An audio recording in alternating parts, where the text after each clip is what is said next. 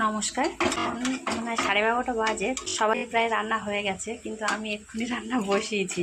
এটা হচ্ছে পলতার বড়া। মানে সেন্টারে যেতে হয় থেকে বাড়ি এসে, আজকে আবার মিটিং আছে।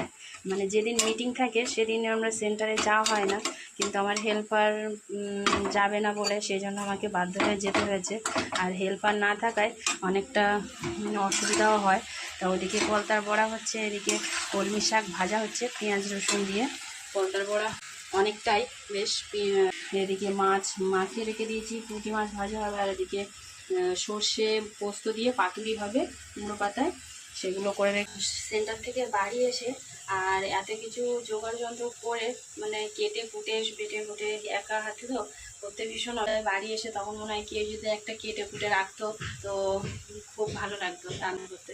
তো কিন্তু কিছু করার নেই, করতে তো হবেই। তো এই আর এখন 12:30টা বাজে, রান্নাবান্না করে আবার সে মিটিংয়ে যাব।